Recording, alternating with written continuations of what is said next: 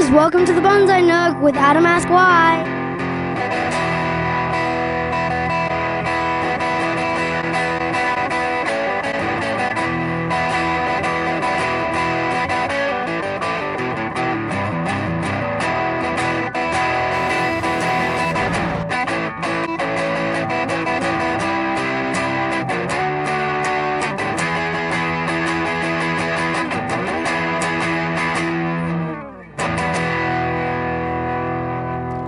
One of the things I want to stress with this show is the economics of a tree, of me being a nurseryman and buying it. I paid $60 for it, and I'm going to show you what that $60 means to me. Hey Dad, can I borrow some money? For what? To go out somewhere? With who? Russell. A boy. Mm-hmm. How much do you need? $60.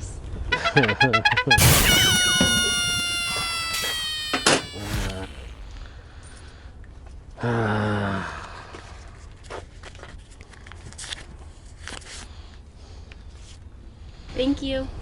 You're welcome. So that tree actually is now an $80 tree? I think it might be a $120 tree. So as is, the tree is potted with this as being the front. One thing that's hiding though is this really awkward fattening of the trunk here. So we're going to have to address this. We need to take this tree down to the bones. And I think that the front of the tree is going to be different than what it is. And let's get started. Let me ask you a few questions. Okay. Number one, why would you buy it with the trunk the way it was? Well, I bought the tree with the trunk the way it was because I know what I can do with it and what the tree can handle. And what's the timeline on getting this tree ready for sale? We're looking probably about, well, depending on the buyer, they might buy it as soon as I'm done, if they know how quickly it grows. I would say more like 2 years for it to look like a tree.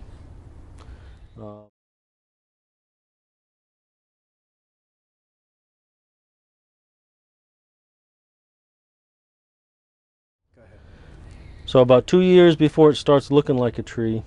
But I'll have other trees off of this almost as quickly.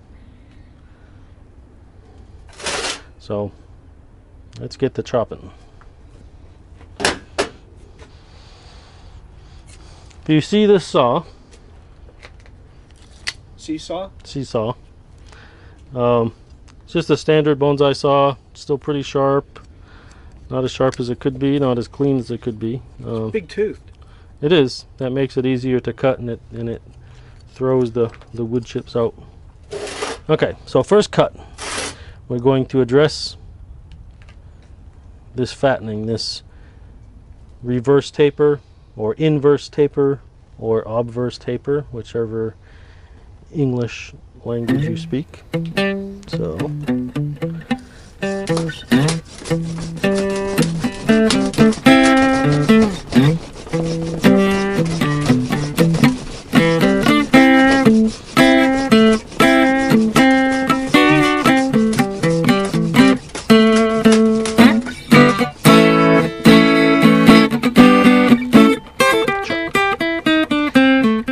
this will be one cutting. I know that it will root because it already has roots, and that'll make a nice fat little tree. And I'll show you how to do that real quick after I chop this down. Okay, so there's the raw saw cut. So I'm just going to come in with a cutter and just dress it just a little bit. Is Gwendolyn back for more money, you think? No, I'm just pacing.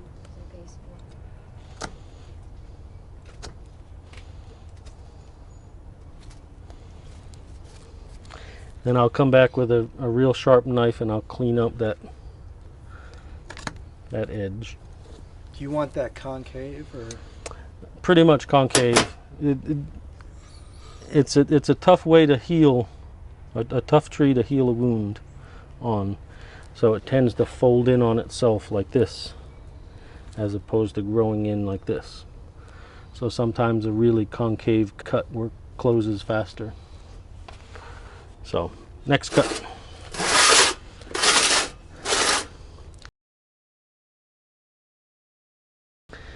I do believe that the front of my tree is going to be somewhere in here. And you'll see how I'm going to fix the roots in a minute here. There's almost no taper from here to here, if we're looking at it. If we look at it like that. So a better front might be here somewhere, where we have from fat to thin. Okay, so the next cut is right here.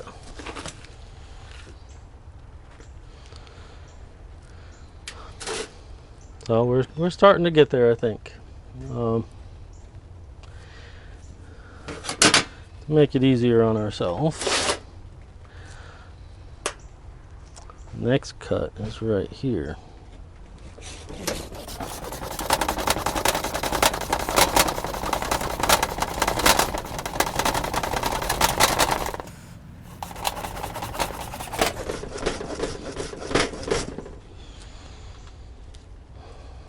It's a nice chunky little tree. And again, we have roots, so taking a cutting this big shouldn't be too much of a problem.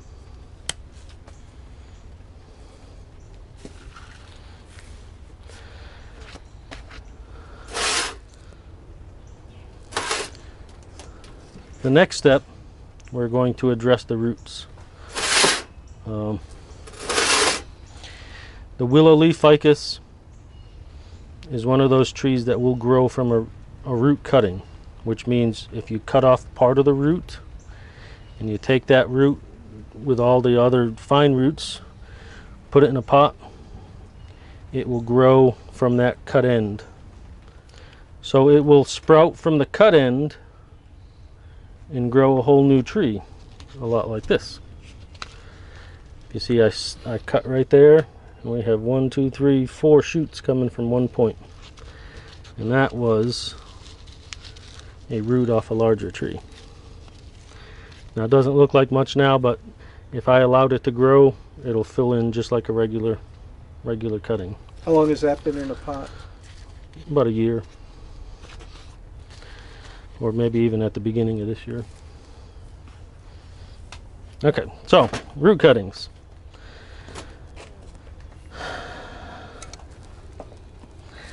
There's a root cutting here that we can use.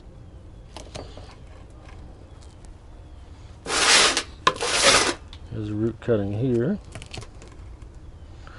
Root cutting here. That one's a small one. I might just leave that one. But the one I was really interested in is the one that has this little butt. We'll cut it here.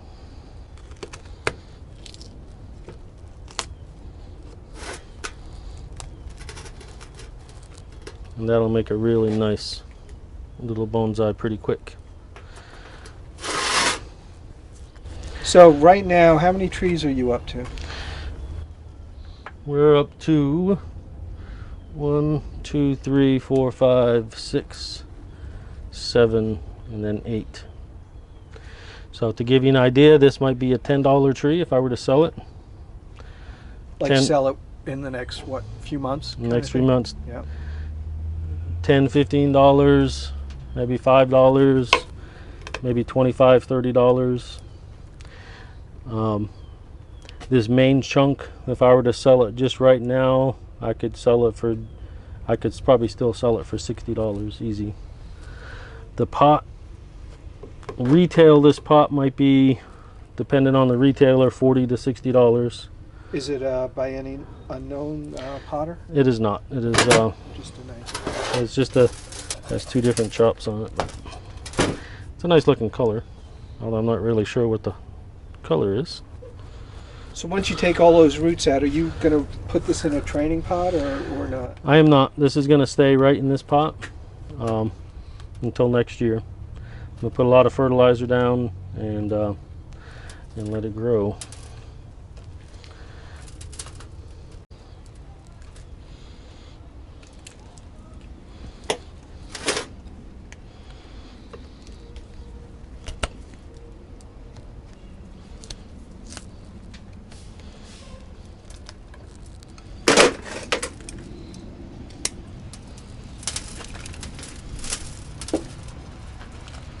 So you can remove that much root from this tree without any worries? Yeah, there's really not that much there. It's essentially an epiphyte. Tree can grow on very little root. What about healing of the willows? That's just letting it heal. I mean, there's a good amount of chunk on it. Cut paste? You don't necessarily need cut paste. Some people swear by it, some people don't. Now I might bury this up to here, and I could technically saw it off right there and plunk that into a pot. We're not going to do that now because it's towards the end of the growing season. I might do that next year though. So next step, fertilize and just water. Okay, to make a cutting of this, I'm going to cut off most of this.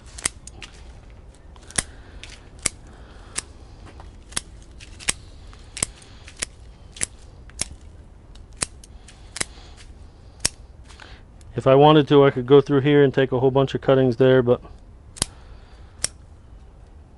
nobody has time for that. So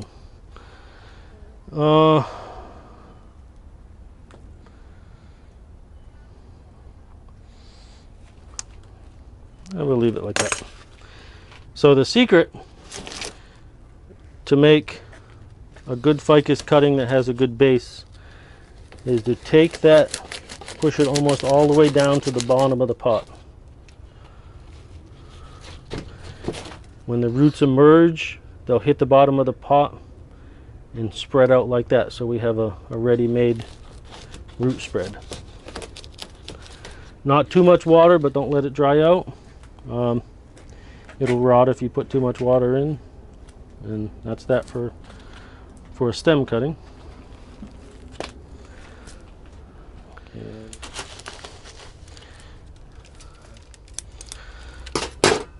Okay, for potting up the root cutting, we already have roots, so we don't have to worry too much about that. Make a big mess, plunk it in. For the married guys out there, do you recommend they do this at the dining room table? Probably not.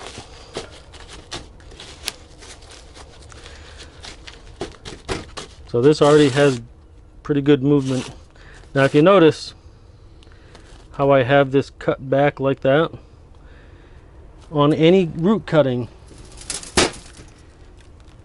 the new growth will only emerge from the tip.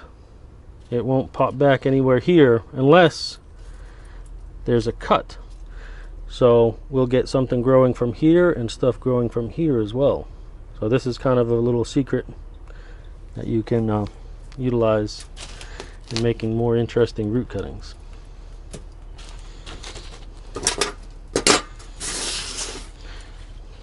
Aftercare? Not too much water. Again, there's no foliage up here to suck the water in. Put a little bit of fertilizer because it does have roots, and the pre-emergent.